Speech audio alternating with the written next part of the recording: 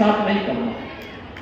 लेकिन आज ये समाजवादी पार्टी नेताजी के ही मूल्यों और आदर्शों से पूरी तरह अपने आप को दूर कर दी है, अपने से दूर हट चुकी है। और बहनों और भाइयों, मैं इसीलिए आपसे कहने के लिए आया हूं, मैं पूछना चाहता हूं, एक तरफ अपने पिता और समाजवादी पार्टी के संस्थापक स्वर्गीय मुलायम सिंह जी की भावना के अनुरूप समाजवादी पार्टी का आचरण, और दूसरी तरफ मैं उनसे पूछना चाहता हूं, समाजवादी पार्टी बताए भारतीय जनता पार्टी ने तो अयोध्या के लिए कहा था कि रामलला हम आएंगे, मंदिर वहीं बनाएंगे, हमने करके दिखा दिया। क्या समाजवादी पार्टी सहमत है तो बताएं।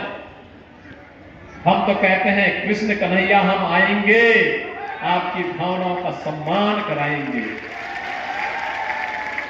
जनभावना का मथुरा में भी सम्मान कराएंगे। क्या समाजवादी पार्टी इसमें सहमत है? वो बताएं तो। उनको वोट चाहिए, लेकिन कृष्ण कन्हैया का सम्मान नहीं चाहिए। वे इस पे मौन हैं। बहन और भाइयों, हमारे कृष्ण कन्हैया कब तक इंतजार करेंगे? और यही मैं कहने के लिए आया हूं।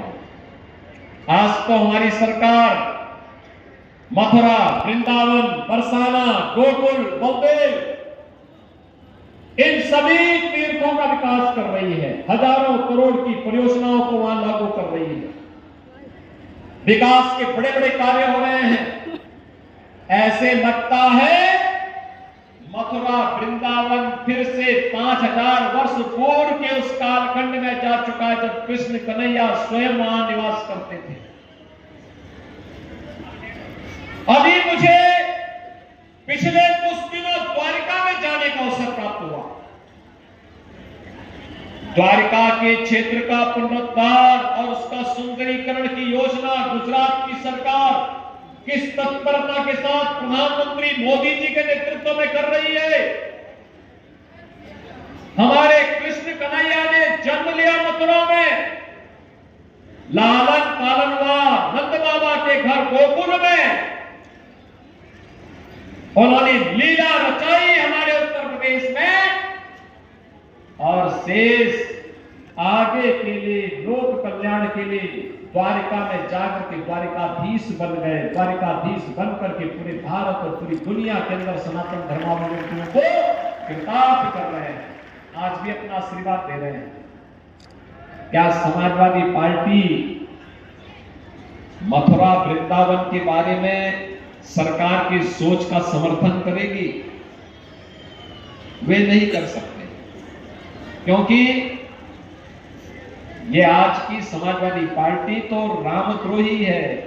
भगवान राम के मंदिर में दर्शन करने नहीं गए, उनको लगता था वोट खिसक जाएगा।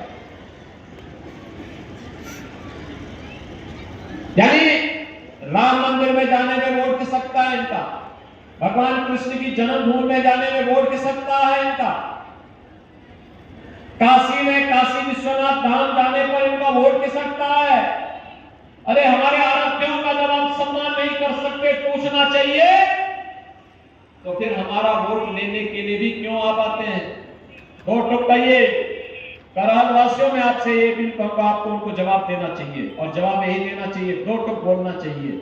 अगर आप कृष्ण कन्हैया का सम्मान नहीं कर सकते, उनके गौरव और गरिमा के सम्मान के लिए आप कुछ नहीं बोल सकते, तो हम भी आपसे बाय बाय करते हैं। दो टुक बोलने की आवश्यकता है। बहनों और भाइयों, आज तो सरकार प्रधानमंत्री मोदी जी के नेतृत्व में जिस तत्परता के साथ कार्य कर रही है, हर बेटी और बहन को सुरक्षा की गारंटी सरकार दे रही है, हर व्यापारी के सम्मान की रक्षा करने के लिए सरकार पूरी प्रतिबद्धता के साथ कार्य कर रही है। विकास के कार्यों को घर घर, बिना गांव गांव तक, घर घर तक बिना भेदभाव पहुंचाने का काम हो रहा है। उत्तर प्रदेश और देश कांग्रेस और समाजवादी पार्टी को सर्वाधिक समय तक शासन करने का अवसर प्राप्त हुआ। सर्वाधिक समय तक शासन करने का अवसर प्राप्त हुआ, लेकिन गरीब